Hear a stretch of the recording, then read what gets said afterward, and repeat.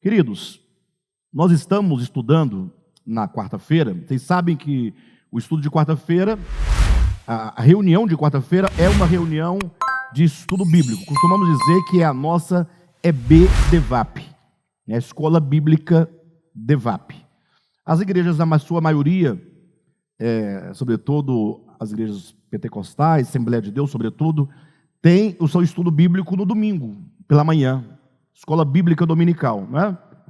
Só que aí nós entendemos que o domingo fica muito cheio de reunião de manhã, estudo bíblico, à noite, culto, né? Então nós preferimos que tenhamos uma reunião durante a semana, mas que seja de estudo bíblico.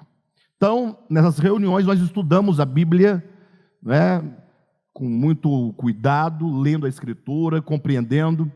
E nós temos o costume de sempre estudar, não a revistinha de escola dominical, mas costumamos estudar livros da Bíblia.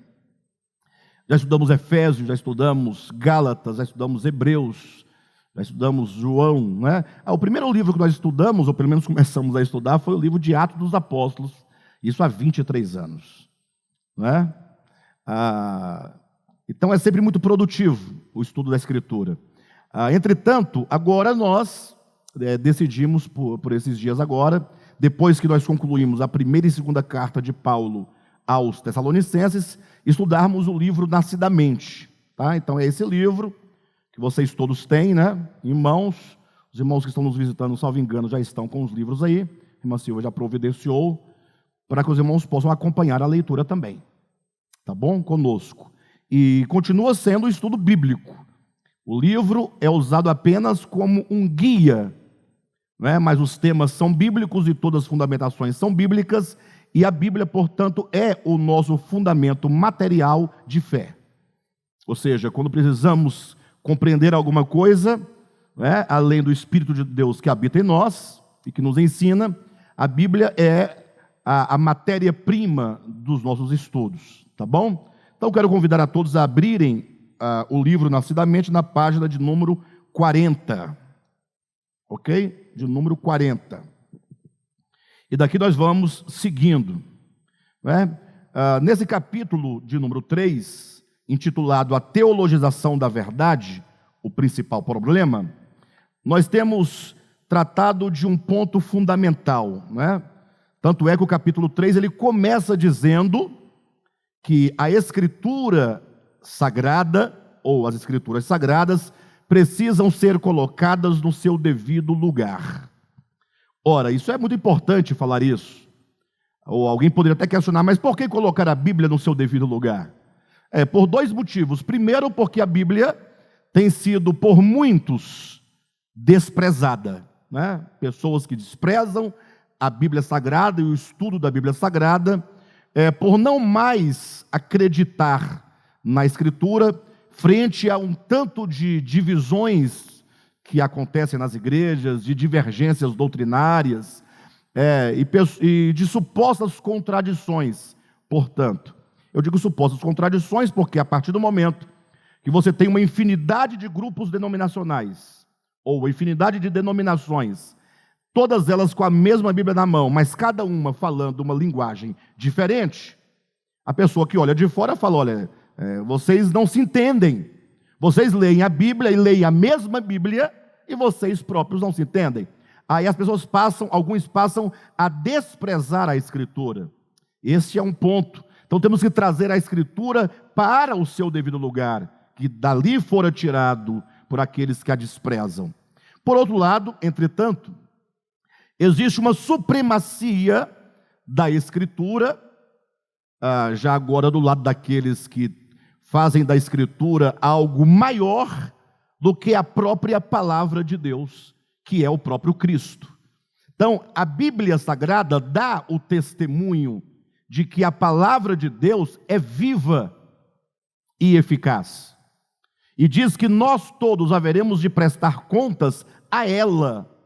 Logo, não podemos nós pensar que nós haveremos de prestar contas a um livro, obviamente, mas haveremos de prestar contas ao Cristo de Deus, aquele de quem é dito que o seu nome é o Verbo de Deus. O seu nome é a Palavra de Deus.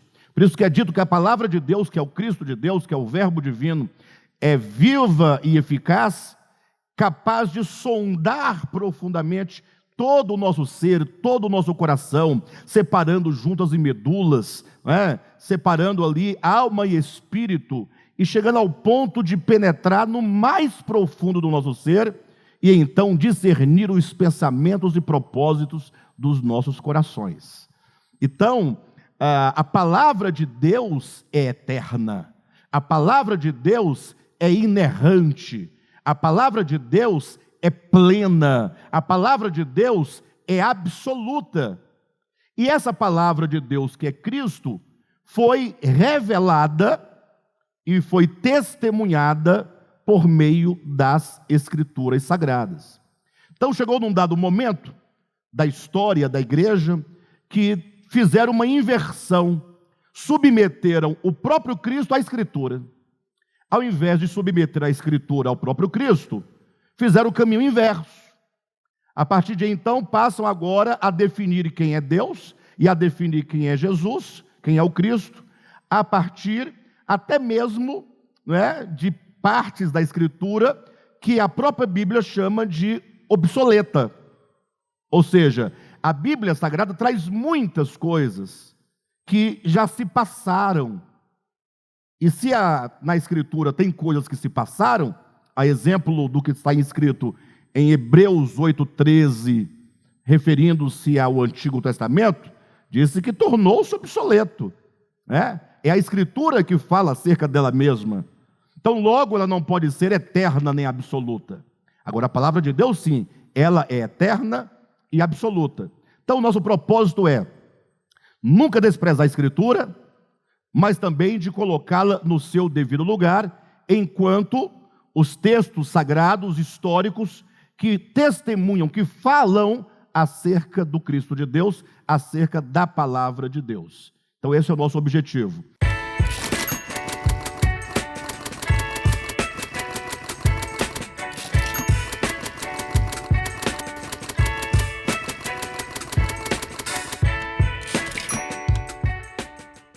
E nas últimas vezes que nós estivemos aqui, nos últimos encontros, nós estávamos falando exatamente da linguagem que a Escritura adota.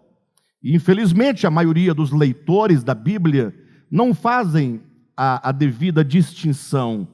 Ou seja, eles leem a Escritura como leem um gibi, ou como ler um livro qualquer. A Bíblia é um livro extremamente complexo.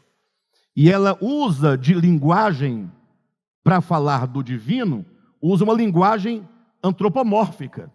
Então daí nós já temos uma dificuldade, porque para falar do divino, do eterno, do espiritual, do espírito, com a linguagem humana, ora, nós vamos nos esbarrar em algumas dificuldades, sim ou não?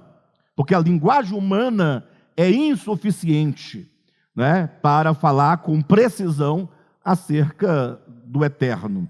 Agora, por outro lado, a linguagem humana, a nossa linguagem, a sua linguagem, a minha, a nossa de cada dia, ela é cheia de metáforas, Por exemplo, quando você ouve um ditado popular, seja ele qual for, você entende o ditado popular, mas chega uma pessoa de fora, um estrangeiro, de uma outra língua, ele ouve o ditado e não vê sentido naquilo. Porque as palavras da nossa língua, na tradução para ele, não faz muito sentido, não dá aquela liga. Então, a linguagem é simbólica, a linguagem usa muito de metáforas, E é esse cuidado que nós estamos tendo ao ler a Escritura, chamando a atenção para o fato de que a Escritura, ela trabalha com muitos símbolos. O Antigo Testamento, por exemplo, por que é dito lá em Hebreus 8,13 que o Antigo Testamento tornou-se obsoleto? Ora, por uma razão muito simples. Porque, como o Antigo Testamento profetizava ou preconizava o Cristo que havia de vir, falava de uma realidade vindoura, de que maneira, então, foi usada a linguagem para falar desse que haveria de vir? Uma linguagem simbólica. Então, quando você ler ali os escritos de Moisés, sobretudo o livro de Êxodo, depois o livro de Levítico, você vai encontrar o quê? Um tanto de coisas materiais, físicas, terrenas, transitórias, que foram dadas como um instrumento pedagógico, foram dadas ao povo de Israel como uma metodologia, né, um método, como uma pedagogia para ensinar verdades espirituais. O templo sagrado, por exemplo, lá de Jerusalém, ele tinha todo um significado. Vocês terem uma ideia? Até os pregos que fixavam as cortinas do templo, ou que fixavam as colunas do templo, eram pregos de prata, não podia ser de bronze. Quando Deus deu o modelo do santuário para Moisés, lá em Êxodo capítulo 25, é dito claramente: Moisés, veja o modelo e fique atento para que você construa o tabernáculo conforme o modelo que te foi mostrado. Os tecidos eram os tecidos adequados, específicos. A madeira que for usada tinha que ser madeira de acácia, não é? Então, por exemplo, no átrio, todo o metal utilizado é o bronze. No santo lugar é a prata, no santo dos santos é o ouro. E assim sucessivamente, nós vamos encontrar ali toda uma metáfora. Tudo ali é simbólico. Tudo aponta para Cristo, para um aspecto da obra de Cristo. Mas as pessoas, os judeus ignoraram toda essa simbologia.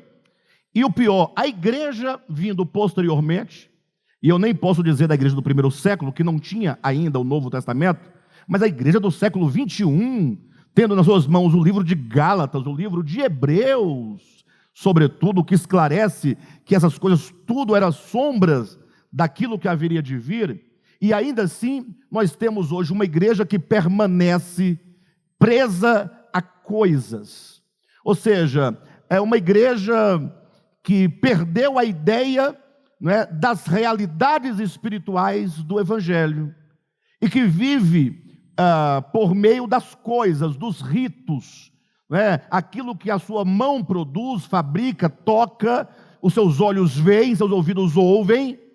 Então, o povo de Deus, infelizmente, está perdido numa parafernália de coisas. E olha, e mesmo nós, do DEVAP, e outros ministérios semelhantes também ao nosso, que tem uma visão bem parecida, mesmo nós não tendo a parafernália de coisas, a dificuldade que nós temos de nos apropriar do espiritual é muito grande, em razão, né, do tempo que nós ficamos presos às coisas. Então, lendo aqui o livro, dando continuidade, é isso que está sendo dito aqui na página de número 40. Lá em cima, logo no primeiro parágrafo, diz assim: aquilo que era sombra, falando lá do Antigo Testamento, agora quando? No Novo Testamento, na era do Novo Testamento. Aquilo que era sombra, que tinha um papel de ensinar, mas que acabou quando Cristo veio, aquilo que era sombra, agora, nos dias atuais, fora coisificado, virou uma coisa, e foi tomado por verdade e vontade de Deus. Então a pessoa pega, por exemplo, um vidrinho de óleo, azeite, é o óleo ungido, não é? Aí a pessoa então agora usa aquele óleo, e ainda que a pessoa diga que esse óleo representa, digamos assim, mas a pessoa, ela quer o óleo, né? Ela acredita que o óleo tem algum efeito. Eu me recordo que há algum tempo, não muito tempo, chegou um irmão novo aqui na igreja, o bichinho, uma alegria, né? Não conhecia muito o ministério, veio por outros motivos e acabou gostando e ficando. Não veio sozinho pela palavra, veio porque aconteceu uma situação que o trouxe, né? Digamos assim. E aí o irmãozinho alegre, aí ele comprou um carro novinho, zerado. Aí chegou aqui todo feliz: pastor, vem ver o carro que eu comprei. Eu olhei e falei: parabéns, que Deus te abençoe, maravilha, fico feliz pela sua aquisição. Ele falou: pastor, mas eu queria que você ungisse o óleo, com óleo o carro, né? Você sabe que é tudo muito complicado, motor que funde, é carro que bate, que capota, então faça uma oração e aplique o óleo no meu carro. E eu disse: meu irmão, Você é a bênção que abençoa o seu carro. Se você está abençoado, então o seu carro está abençoado, sua casa está abençoada. Não é? Não vai ser um óleo que vai abençoar o seu carro. Mas as pessoas têm essa ideia, não é? E é difícil você tirar da mente das pessoas que nós vivemos na era do Novo Testamento. Não é um capricho. Alguém poderia dizer, Alexandre, mas, puxa, o que custa você fazermos isso deste modo? O que custa? Não dá nada, é bobagem. Não é? Eu diria, nós precisamos zelar e honrar e buscar uma vida que esteja em harmonia com a Bíblia cristã. O que é a Bíblia cristã? É essa Bíblia aqui? Não, é o Novo Testamento. Porque o Antigo Testamento é a Bíblia hebraica. Ah, mas então não serve para nada? Serve. Nós lemos. E ela nos serve como sendo o reflexo, né? Ou melhor, invertido, a sombra. Então, por meio do Antigo Testamento, nós compreendemos um pouco melhor o Novo Testamento. Então, nós não rejeitamos, mas nós entendemos que a vida cristã é pautada no Novo Testamento. Perfeito? A igreja é conduzida pelo Novo Testamento. Mas eu vou dar uma resposta para vocês antes que alguém pergunte. Não é?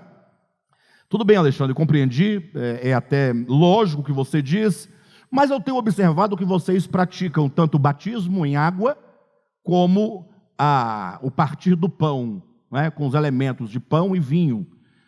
Vocês fazem isso uma vez por mês. Isso não seria um retrocesso, ou não seria a manutenção das ideias e do regime do Antigo Testamento, que trabalhava com símbolos? Eu diria que sim, talvez sim, né? Não fosse o caso que o próprio Jesus ordena o partir do pão e ordena o batismo em água.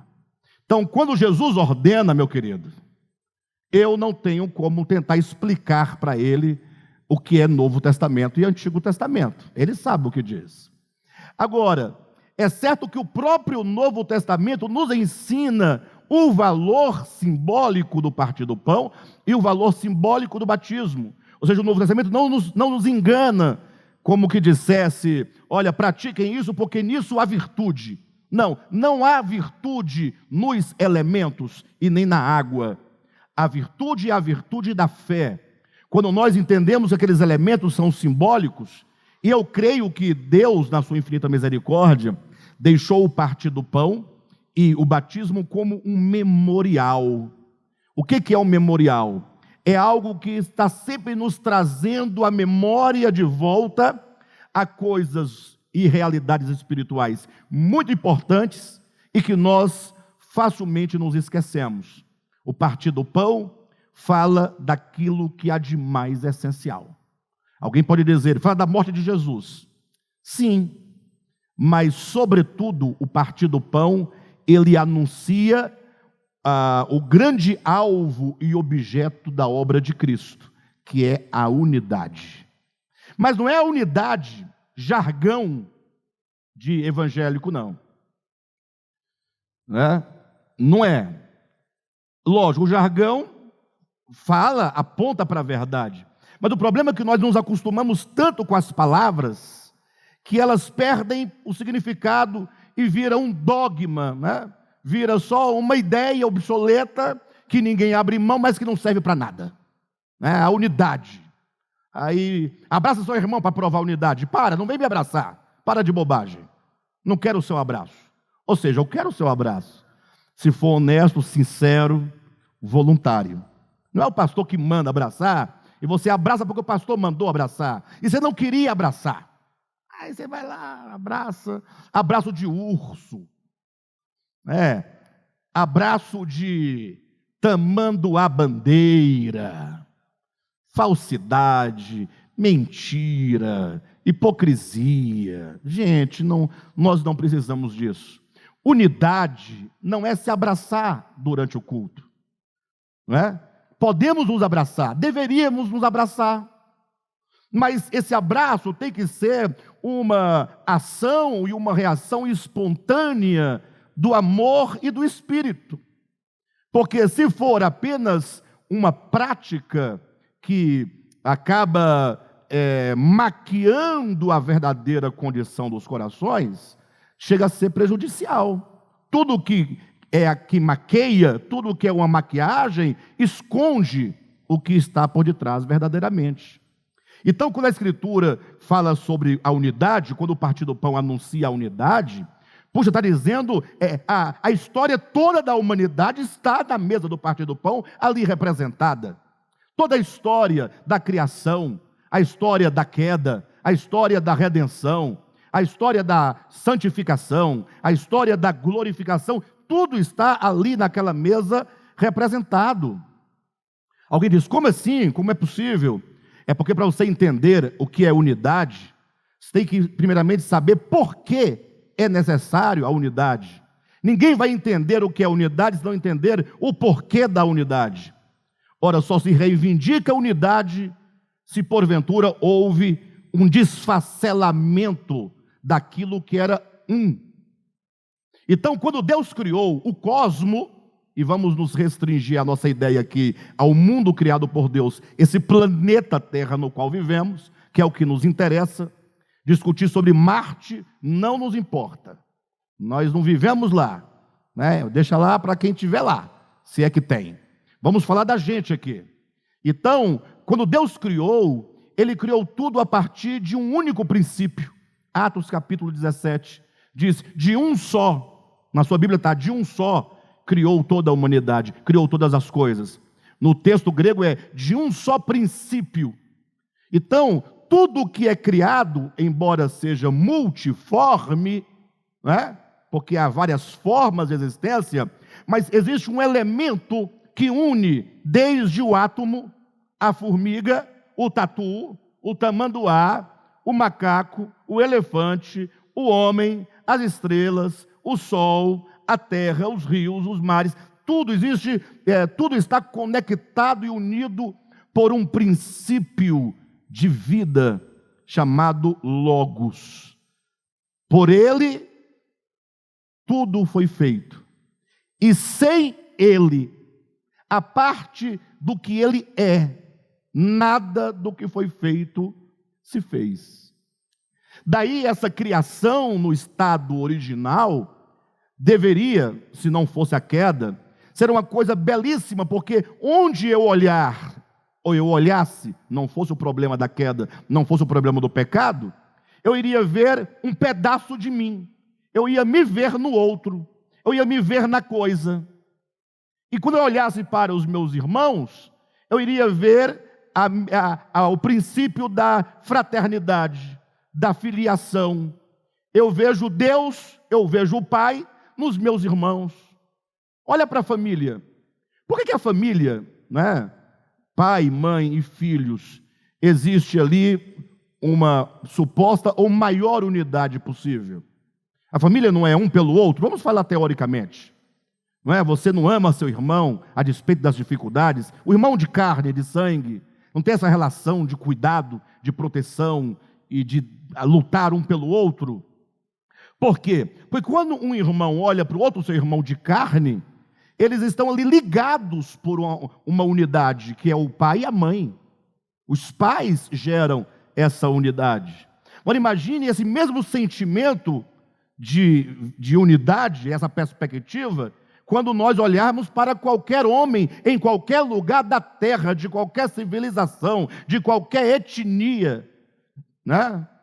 De qualquer cor, e de qualquer, não importa o que seja, e você vê ali, sentir e perceber a fraternidade, de dizer, este é meu irmão. E você olhar, falar como o Francisco de Assis, não é? Se vocês quiserem, né? O Santo Francisco de Assis, São Francisco de Assis, que dizia, irmão sol, irmã lua, irmã terra. Ou seja, ele via na criação, tudo, sejam homens, sejam coisas, tudo gerado por um único princípio divino, que Jesus Cristo nos ensinou a chamar de Pai. Então, que coisa maravilhosa. Entra o pecado, E o pecado não é uma coisa que você bebe, não é uma coisa que você come, não é uma roupa que você usa, não é uma música que você dança, não é um filme que você assiste, não é um livro que você lê. O pecado é, primeiramente, uma ilusão. É o que o hinduísmo chama de Maya. Não é? É um estado de ilusão em que o camarada não consegue se perceber como partícula. Isso chega a ser ofensivo. Ele não quer ser partícula, ele não quer ser parte. Parte ainda é muito, né? Porque parte é grande. Partícula é a parte pequena. Ele não quer se ver como apenas uma partícula que só tem sentido e significado no todo. O todo é o que importa. A partícula importa ao todo, mas ela sozinha não representa o todo, não traz o todo consigo. Ela sozinha, ela se torna um problema para o todo. Então o pecado criou um estado de ilusão. Quando a serpente disse à mulher que se você comer do fruto do conhecimento, seria mais ou menos assim, comer do fruto do conhecimento seria assim, se você soubesse o que você é, enquanto um ser inteligente e de conhecimento, é como se a serpente dissesse, olha para os animais, eles são todos infra-humanos, todos infra-inteligentes, eles não têm inteligência, não têm vontade própria, eles não têm a razão, a consciência. Então, olha como você é maior do que os animais, maior que os peixes, maior que as aves, maior que os rios, maior que as estrelas, maior que a terra. Você pode ser, se você quiser, como Deus. E para você ser como Deus, basta você tomar o conhecimento, né, e colocá-lo na sua mão como uma espada para exigir que agora a criação te sirva. Essa é a ideia. Isso é o pecado original. Isso é o pecado de Gênesis capítulo 3. E aí então, vem agora com essa ilusão, nasce uma máscara no homem, porque ele passa a se ver como aquilo que ele não é. Porque o que ele é? Ele é parte. Ele é partícula. Ele tem a sua importância. Não estamos tirando a importância de ninguém, mas a sua importância é a importância de parte. E o homem não quer ser parte. Agora imagine que este homem, portanto, da sua ilusão, ele agora passa a se ver como uma outra coisa. Essa projeção de si mesmo, que essa máscara nós chamamos de ego. E esse ego, portanto, agora, ele se estabelece no âmbito da existência e das relações como egoísmo, ou seja, se torna um sistema, ou seja, se torna uma coisa da qual é muito difícil você se evadir. Sabendo, pregando, ensinando, lendo, compreendendo, ora ou outro, ali no o calcanhar de Aquiles, né? Ali está o ego tocando você. E o egoísmo, portanto, agora se instaura definitivamente como egocentrismo. É o ego no centro de todas as coisas. Qual é o resultado disso? Por que eu vou amar a Deus? Posso até amá-lo, mas não é um amor de entrega absoluta, porque eu não tenho por que me entregar a Ele, porque nós somos deuses. Ele é Deus, eu sou Deus. Ele pode, eu posso. Ele é, eu sou. Então é aquele amor, sabe, naquele jogo. Tem dia que eu estou com raiva de Deus, tem dia que eu não quero acreditar nele, aí tem dia que eu estou falando que estou querendo almoçar na casa dele, com ele. Essas coisas de homem, de ego, vocês conhecem muito bem.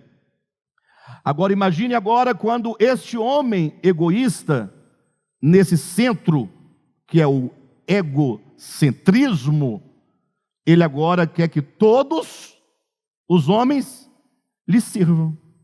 Qual é o problema aí? Quem está entendendo? O problema não é esse, porque se todos vocês me servissem, estaria pelo menos em tese e temporariamente, resolvido o problema. Não tem guerra, todo mundo me serve. O problema é que você, do outro lado, quer ser servido. Você quer que eu te sirva. Eu quero que você me sirva e você quer que eu te sirva. E o outro quer que nós dois o sirvamos. E então começa a partir daí a grande guerra e a grande batalha. A guerra dos egos. Por isso que o mundo está como está. Tudo o que se faz a partir e na base do ego, o que acontece? Tudo o que se faz nessa base gera divisão. Gera divisão. Divide. Aí vem o partir do pão, que Cristo diz, vocês devem fazer isso em memória de mim. E Paulo vem ensinando e explicando o significado do partir do pão, enquanto a proclamação, né, e o símbolo da unidade, quando todos comem de um só pão. É só um símbolo, é só nos lembrando. Então a unidade é o retorno, né, ao princípio divino que une todas as coisas. A unidade, ela vai de encontro ao pecado, vai de encontro ao ego. A unidade anuncia a obra de redenção, porque o que é a redenção? Se não reconciliar todos os homens com Deus. O que é reconciliar? Olha, você tem que trazer de volta para Deus, é porque foi o quê? Separado de Deus. Então o partir do pão é simbólico? É. Mas olha a dimensão do significado. Quem está entendendo? Então não tomamos o pão e o vinho como elementos essenciais em si mesmos. Então nós não estamos retornando ao Antigo Testamento e nem estamos fazendo como o cristianismo atual faz, quando confere poder às coisas. Não, nós estamos claros. O mesmo ocorre com o batismo. Batismo e partir do pão, portanto, são os dois únicos elementos simbólicos que há no Novo Testamento, e é saudável que se pratique, desde que você compreenda o seu significado, e você procure, por meio da fé, tocar a realidade espiritual que essas coisas sinalizam. Perfeito, pessoal? Então não é um retorno ao Antigo Testamento. Então está aí a resposta para uma possível pergunta que alguém poderia eventualmente fazer em relação a nós. Ah, mas vocês falam das coisas do Antigo Testamento, que eram coisas, que eram sombras, que eram figuras, que eram isso, aquilo, mas eles usam duas figuras. Já foi feito, e como Cristo ordena, nós como servos dizemos, sim, Senhor. E como servos dizemos, vamos fazer da maneira correta. Vamos fazer olhando para o significado, não é? Então, vamos seguindo, portanto, na leitura do livro. Aquilo que era sombra e figura, ou melhor, aquilo que era mera sombra, agora fora coisificado e tomado por verdade e vontade de Deus. Toda uma teologia havia sido construída em torno dos significantes. Só para vocês lembrarem, nós estamos usando essa dicotomia, né? Significante, significado. Exemplo. O cordeiro que era imolado no Antigo Testamento era o significante. E a realidade, que é Cristo, o significado. Perfeito? Então aqui está dizendo que toda uma teologia havia sido construída em torno dos significantes. Ou seja, pegaram os significantes, os símbolos, e deram a essas coisas um valor teológico, um valor de fé e um valor de salvação. Como se houvesse salvação em coisas, ou por meio de coisas. O significado, que é a realidade espiritual, não lhes importava. Tudo o que viam e desejavam era um templo físico, um dia da semana, no caso o sábado, mais propriamente, ou para alguns o domingo, né? Se bem que quem está atrás do sábado enquanto dia literal, não está certo em relação às realidades espirituais do Novo Testamento, mas está mais certo de quem adota o domingo. Porque pelo menos o sábado, na forma simbólica e veterotestamentária, é dada como mandamento. Agora, não há mandamento acerca do domingo, a despeito da sua importância histórica, né, na história da igreja. Há uma importância do domingo, mas não quanto mandamento. Você não encontra na Bíblia isso, absolutamente. Mas isso não justifica o sábado também, porque nenhum nem outro tem valor em si mesmo. Por que não? Porque o nosso descanso é uma pessoa. Lembram? Jesus chega para os judeus, né? Mateus 11, 28, 29 e 30. A maioria dos cristãos conhece essa parte, né? Vinde a mim, todos os que estáis cansados e sobrecarregados, e eu vos aliviarei. Tomai sobre vós o meu jugo, e aprendei de mim, que sou manso e humilde de coração, e achareis descanso para as vossas almas, etc. Tal. Mas, embora todos saibam desse texto, a maioria, eu ousaria dizer que quase todos, menos 2 ou 3 ou 4, né? Sabe Mateus 11, 28 a 30 de cor, acha até bonito, mas esqueceu de ler o que vem antes, capítulo 11 todo, que é toda uma discussão entre Jesus e os escribas e fariseus acerca do sábado. Capítulo 11 fala do sábado, o dia da semana do sábado. Os judeus queriam que Jesus obrigasse os seus discípulos a não colher espigas dia de sábado, a não curarem em dia de sábado. O problema era o dia da semana. Jesus explica, portanto, todo o problema sabático, seus simbolismos, e conclui dizendo: vinde a mim, você que está cansado. Porque se você justifica o sábado enquanto descanso, ele diz, mas o descanso que o sábado, dia da semana, te dá, só pode ser minimamente um descanso físico. Se você ficar numa rede o dia todo no sábado, né, você vai ter descanso físico, tá bom, tudo bem, ótimo. Mas o homem não precisa de descanso físico, nesse sentido espiritual. Por que Deus... o homem pode descansar quando se sente cansado. Deus deu para o homem o descanso, né? A ideia da cadeira é uma ideia divina. A ideia de uma rede é uma ideia divina. A ideia de uma cama é uma ideia divina. O homem criou 30 dias de férias. Tudo isso resolve o problema do corpo. Agora, o problema da alma, o cansaço da alma, nenhum homem pode resolver. Razão porque Jesus disse, vinde a mim, vós os que estáis cansados e sobrecarregados, e eu vos aliviarei. Tomai sobre vós o meu jugo e aprendei de mim, que sou manso e humilde de coração, olha aí, e achareis sabatom, achareis o shabat, achareis descanso, achareis o sábado para as vossas almas. Jesus é não somente o Senhor do sábado, dia da semana, como Ele é o sábado maior, o sábado espiritual. Ele é o descanso de que a alma humana tanto precisa. Amém, pessoal? Então, dando seguimento à leitura, tudo o que viam e desejavam era um templo físico, um dia da semana, um cordeiro violentamente sacrificado sobre o altar, um legítimo, entre aspas, sacerdote da tribo de Levi, abluções feitas com as águas sagradas do Siloé. Tudo isso porque fizeram dos símbolos descartáveis uma teologia eterna, tendo-a como alvo e substituta da realidade interior do ser, onde tudo acontece. Então, nossa insistência é, olhem para dentro de vocês, olhemos para dentro de nós, olhe para dentro de si.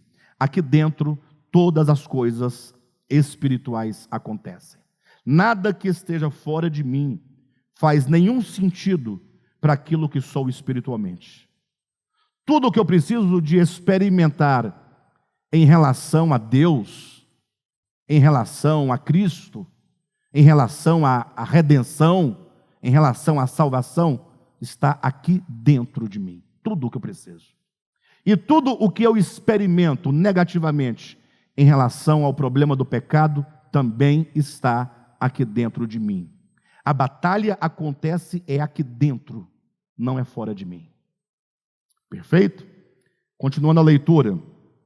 O conflito, portanto, entre Cristo e os líderes judeus era o conflito da teologia sistêmica contra a verdade orgânica. Teologia sistêmica tem pelo menos dois sentidos. Primeiro, que a teologia virou um sistema, mas é sistêmica porque nada os judeus podiam fazer fora da teologia que eles criaram de coisas.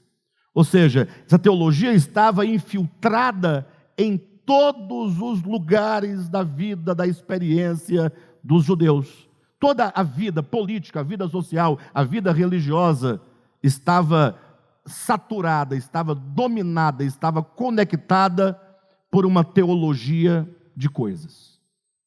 Então, os judeus confrontavam Jesus Cristo, quando Cristo veio à terra. E por que Cristo foi confrontado pelos judeus? Por qual motivo? Porque os judeus queriam a manutenção do sistema teológico deles. E Cristo veio para dizer: acompanhe-me. Como é que abre o Novo Testamento? Como é que o Novo Testamento se abre? Ele se abre com um rio. Vocês já observaram isso?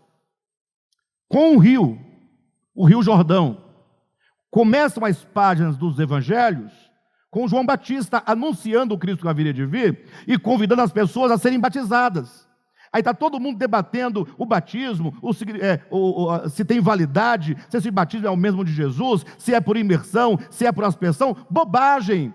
O rio de João Batista ali, porque João Batista prepara o caminho do Messias, é como dissesse: olha, para receber o Messias, que é a realidade espiritual de todas as coisas anunciadas, temos que cruzar o rio, sair do lado das sombras, do lado das figuras, do lado das coisas e atravessar para o outro lado, o lado das realidades espirituais. Então João Batista veio fazer esse trabalho e Cristo agora veio também chamando as pessoas para esse outro lado.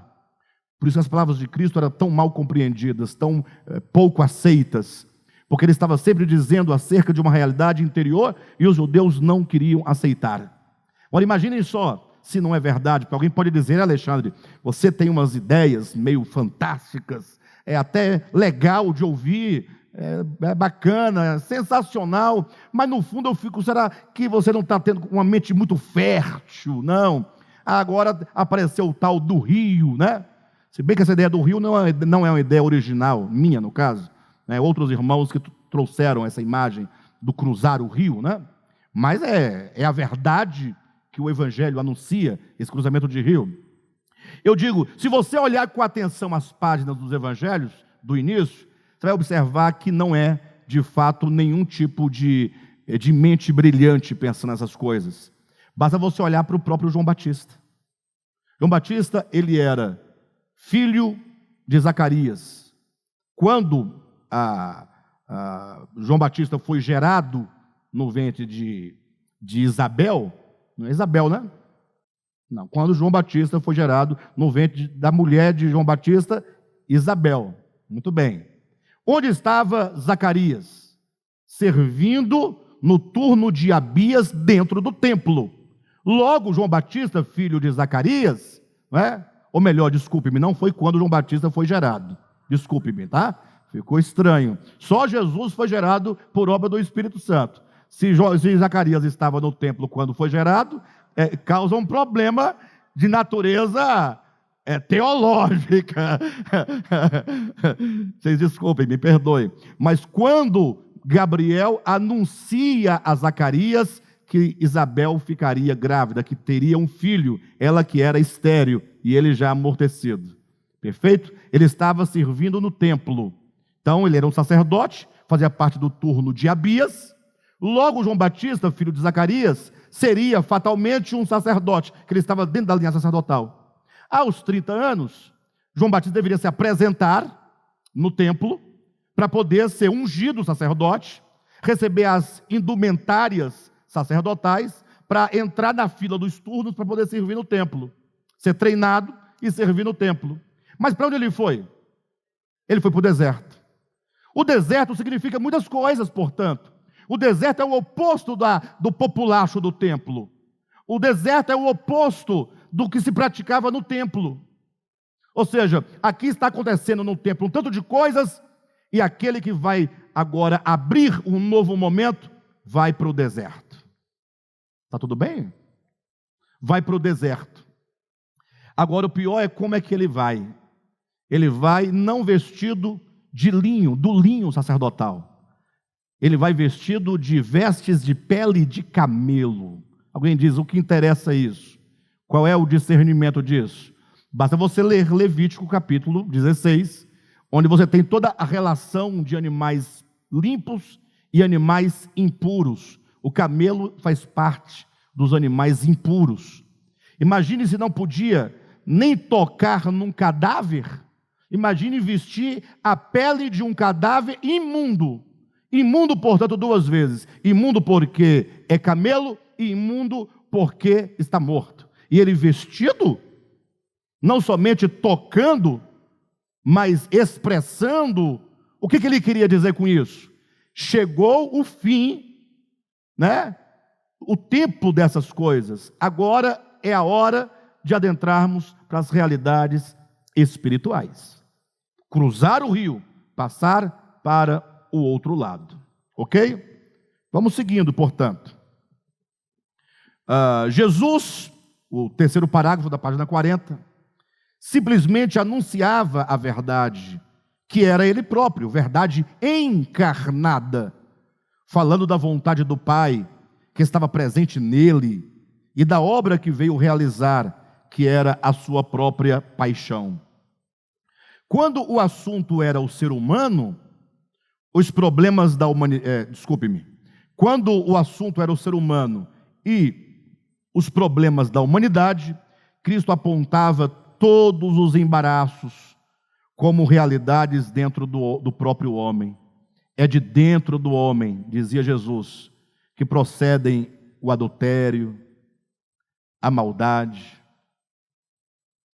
E não somente os problemas, mas também a solução estava dentro do homem, conforme fora dito, o reino de Deus está dentro de vós. Essa visão orgânica da realidade humana, entretanto, não passava na aferição e na medida da teologia criada pela religião judaica. Quem está entendendo? Continuando, o judaísmo, nesse sentido, foi o precursor do sistema teológico, enquanto um arranjo de natureza meramente exterior de conceitos, de usos, de costumes, de tradições, de ritos e sacramentos, amarrando o homem dentro de um jogo comportamental e de uma ética meramente objetiva. Pessoal, puxa vida. Olha, há um texto de Paulo em Romanos capítulo 7, quando Paulo falando acerca da lei, ele diz que a lei foi dada para mostrar quão maligno é o pecado. Eu acho que ninguém nunca leu esse texto. Já leram, lógico. Nós fazíamos ano bíblico, líamos a Bíblia toda no ano, quem lembra disso? Mas nós não vimos, ninguém viu. E quem viu não entendeu. Porque é um texto grave. Eu vou explicar para vocês onde nós vamos chegar com essa ideia. Olha, Deus queria mostrar quão maligno é o pecado. Então, qual que é a ideia? É que se o homem conseguir perceber quão maligno, quão perverso é o pecado, o homem vai agora ter ojeriza do pecado. O homem não vai amar o pecado. Ele não vai andar de mãos dadas com o pecado. Então, o grande desafio é conseguir perceber quão maligno é o pecado. No momento que você começar a perceber a malignidade do pecado, logo você vai começar a querer se afastar dele. Porque você vai conseguir perceber a monstruosidade que é o pecado. Agora, o que acontece? Quando se cria o sistema teológico de coisas, a pessoa, ela deixa de observar a realidade espiritual do pecado, e agora todo o interesse dela está voltado em: eu fui batizado por imersão? Essa é a minha preocupação. Você foi batizado? Vamos começar por aí. Você foi batizado? Não. Ah, meu irmão, então, olha a preocupação do camarada.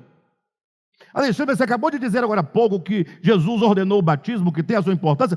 Tem, mas tem a sua importância simbólica, não de realidade espiritual. O batismo, ele aponta para uma experiência que só pode acontecer dentro do espírito humano, que é o unir-se a Cristo na sua morte e a semelhança da sua ressurreição. Na verdade, o batismo é unir-se a Cristo na sua morte. Ser sepultado, é a morte do ego. O rito batismal não resolve o problema. Só que, se o batismo, enquanto realidade espiritual, quer destruir o pecado que é maligno, e nós precisamos perceber quão maligno é o pecado, a doutrina, a teologia, o dogma do batismo, substitui o horror que você deveria ter pelo pecado, porque agora você olha para o batismo e fica preocupado. Você é batizado? Não, não é. Então, está enrolado. Não, eu sou, mas... Ah, tá, mas vamos com calma. Mas é por imersão ou é por aspersão? Sim, ele cria para si um mecanismo que lhe dê uma sensação de segurança e de salvação. Vocês estão entendendo? Então agora, se ele está batizado da forma e na fórmula, a forma é imersão, a fórmula é a expressão em nome do Pai, do Filho e do Espírito Santo, amém. Essa expressão, se está assim, pronto, então ele está seguro. Ele deixa de olhar para o pecado. Porque o que vale é o rito pelo qual ele passou. E então é dito para ele que ele precisa, por exemplo, se abster de determinada comida. Então ele não come mais carne de porco, por exemplo. Ele não come isso, nem aquilo outro. Pronto, então agora ele pensa, eu estou bem com Deus, está tudo resolvido, porque eu obedeço a ordem dele de não comer aquela carne. E com isso deixa de olhar para dentro de si, onde está o pecado, e de percebê-lo quão maligno é o pecado. Veja que esse jogo, essas doutrinas, essa teologia, ela vai tirando a face do homem da direção para onde ele deve olhar e colocando em outras coisas. Quem está entendendo? Por este motivo, é que você vai ver crentes que se sentem bem com Deus. Pastores.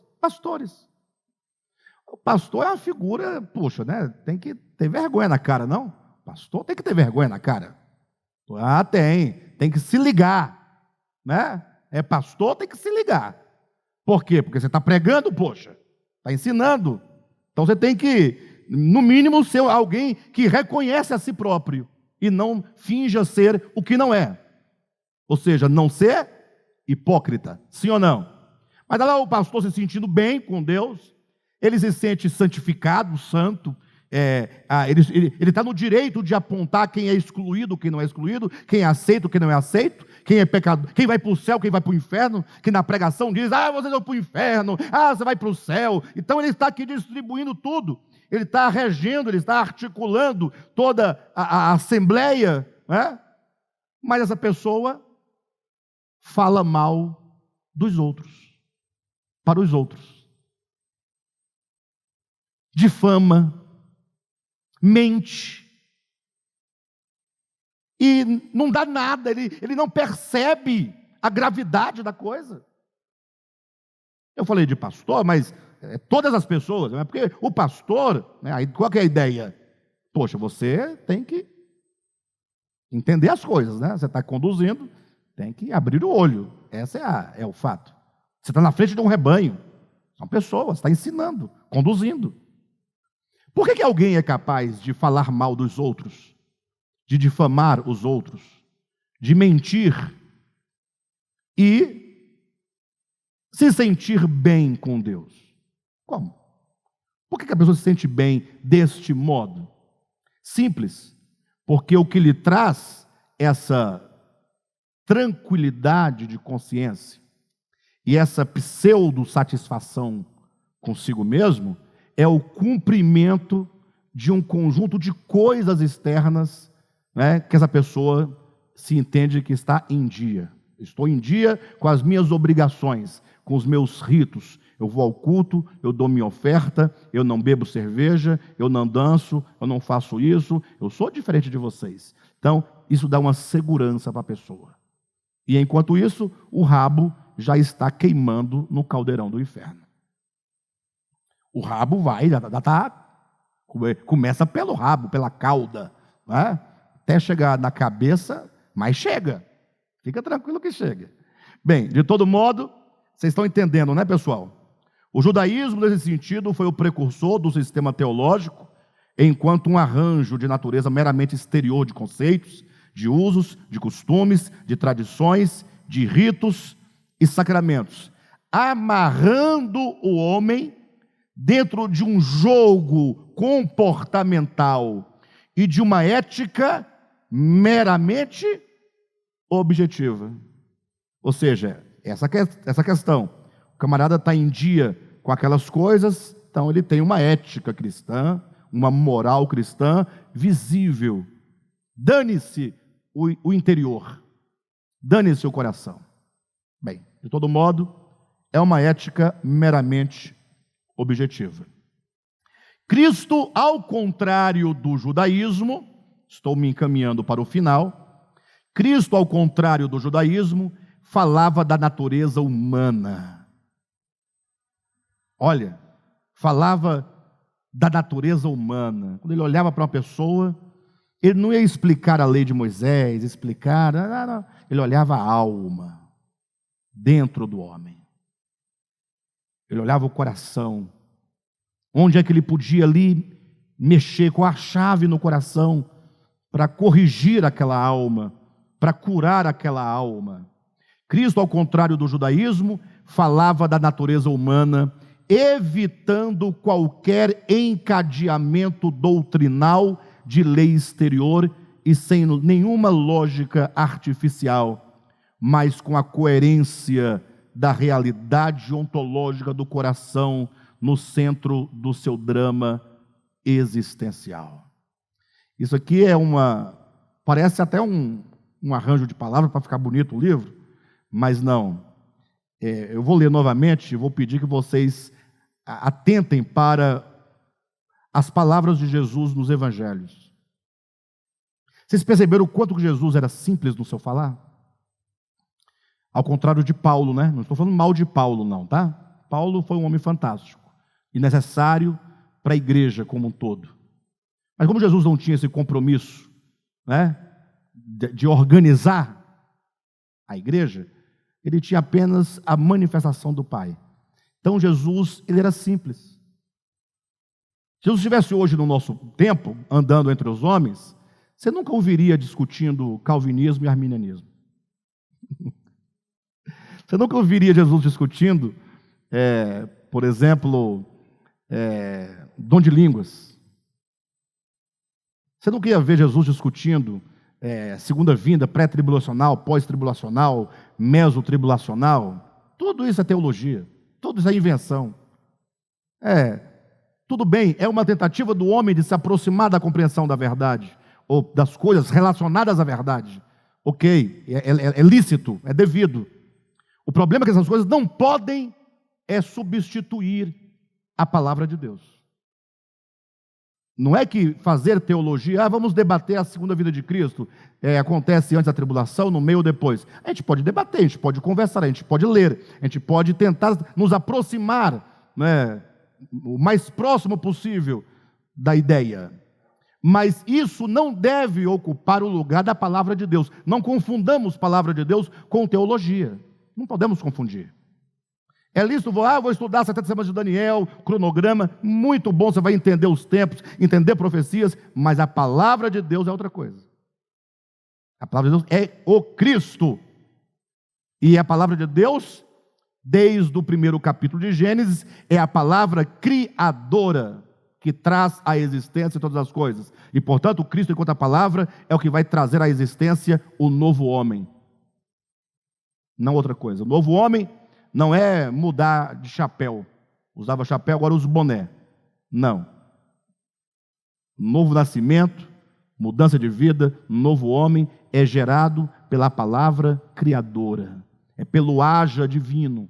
Quando a palavra é trabalhada, ela vai gerando nova disposição, novo coração, nova alma, novos sentimentos, nova consciência. Perfeito? Então, Jesus, quando falava, ele falava as coisas essenciais do amor, do perdão, da graça, da misericórdia. As palavras são simples. Toda a complexidade que se imprime sobre o falar de Jesus é um fazer teológico. Porque se você ler simplesmente o que ele está dizendo, é simples. Olha, ninguém coloca uma lâmpada, uma lamparina, debaixo de uma mesa. Ou coloca? Tem que colocar lá em cima, no alto, no velador. Por quê? Porque a luz é para iluminar todo mundo. Jesus está falando, essa é a linguagem dele. Aí o pessoal, tá, então eu vou chegar lá em casa, eu vou colocar lá em cima a lâmpada. Não, não. Isso aqui é só uma metáfora. Eu quero dizer que as obras que nós praticamos por Deus, que Deus realiza por nosso intermédio, ou que nós realizamos por meio de Deus, é para serem vistas pelos homens, para que os homens glorifiquem o Pai Celestial. Quando virem, por exemplo, puxa, olha o Aldair, puxa, Aldair, como a sua vida tem mudado. O que aconteceu com você? Você era um camarada de um jeito e agora, depois que você está andando com Jesus, sua vida está mudando para melhor. Você é a melhor pessoa, mais compreensível, mais isso, mais aquilo outro. Aí vamos ver as suas obras. Aí você fala assim, mas isso aqui é Deus que está fazendo na minha vida, não sou eu. É Ele que está fazendo. Aí o que os homens fazem? Louvado seja Deus. Porque para mudar o Aldair, só Deus. Louvado seja Deus.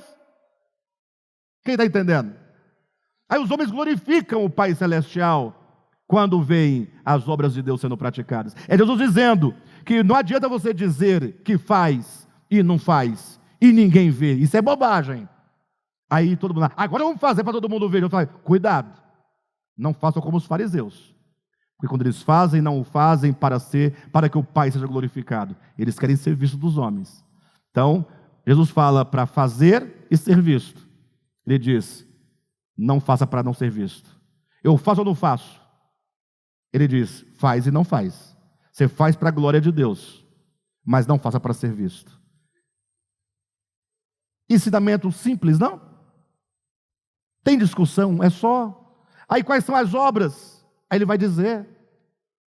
Quando o homem passava lá, o samaritano, as obras da caridade, do socorro, estender a mão, do acolher, do acolhimento. Então as palavras de Cristo eram simples. Então veja só esse último parágrafo para nós encerrarmos. Cristo, ao contrário do judaísmo, falava da natureza humana, evitando qualquer encadeamento doutrinal de lei exterior e sem nenhuma lógica artificial.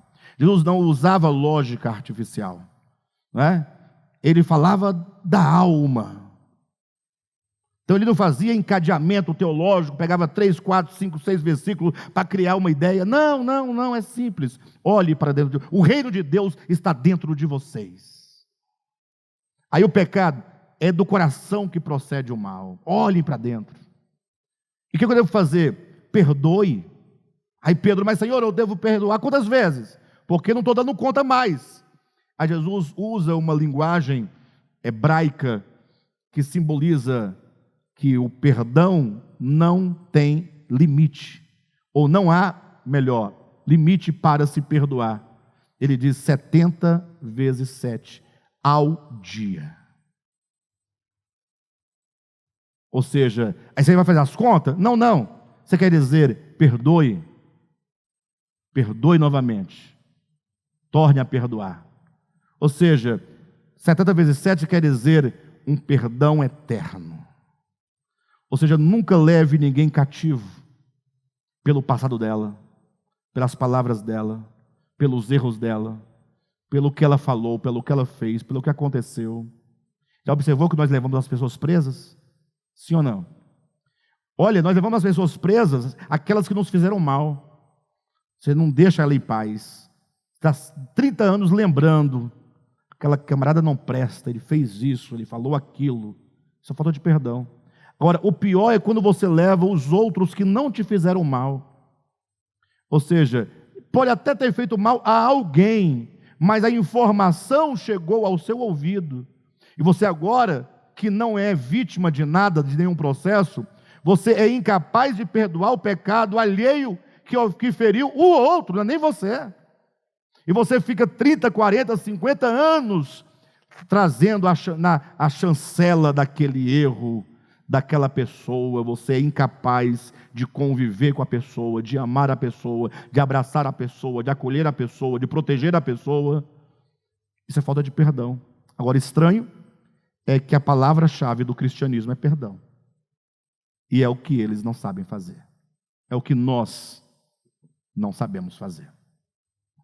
Então, Cristo, ele evitava qualquer encadeamento doutrinal de lei exterior e sem lógica nenhuma artificial, mas, como ele falava, com a coerência da realidade ontológica. A coerência por quê? Porque o que ele dizia, todo mundo sentia aqui dentro.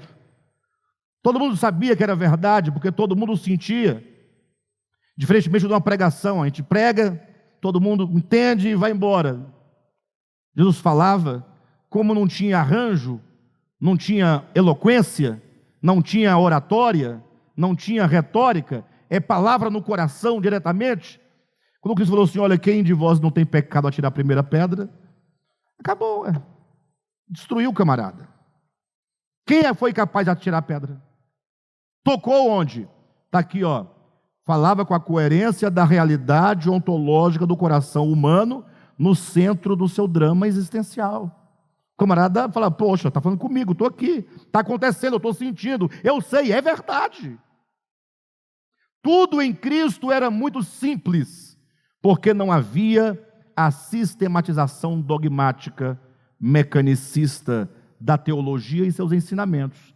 Tudo quanto ele disse foi acerca do amor, do perdão, da misericórdia, da justiça, da fé, possíveis somente no âmbito orgânico do ser. Amém? Vamos parar por aqui, finalzinho da página 41, nós vamos retomar. Roberval Augusto diz assim, Alexandre, vou ensinar a você uma coisa. A reunião do Partir do Pão, em lembrança de Cristo, foi ordenada somente aos discípulos. Isso não se estende a outras pessoas. Bem, irmão Roberval, a minha sugestão a você é que você leia a Bíblia. E se você precisar, nós temos um curso que acontece às segundas-feiras, que é um curso de leitura, interpretação e hermenêutica bíblica. Hermenêutica. É um curso que ajuda a melhorar a leitura da Bíblia. Tá bom? Então, assim, para quem quiser aprender, no caso do Roberval, ele pode aprender, não é? Aprender a ler a Bíblia como um todo.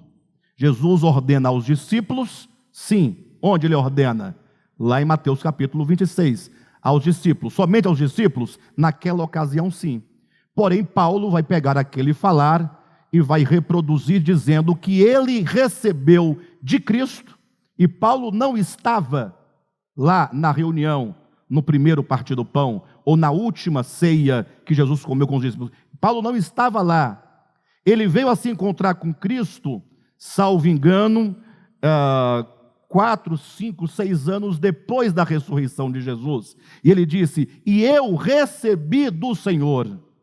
Se Paulo recebeu do Senhor acerca do partir do pão, como é que Roberval vai dizer que só foi aos discípulos de Cristo, aqueles 11 que estavam, ou os 12, incluindo Judas, que estava no primeiro partir do pão? E Paulo não diz que parou nele, ele diz, eu recebi do Senhor o que eu também vos entreguei. Quem é vos? Igreja de Corinto. Portanto, dizer que foi somente aos 12 apóstolos é ser maldoso, ser ignorante ou não saber ler coerentemente a Escritura. Fica aí a dica, daqui a 1 mês, 2 meses, vamos lançar uma nova turma. O Roberval é convidado a participar conosco desse curso, que vai ser muito útil, não somente a ele, mas para quantos desejarem. Tá bom? E isso tudo, nesse peso com que eu disse, foi somente para manter a autoridade, quando ele diz, eu vou lhe ensinar uma coisa.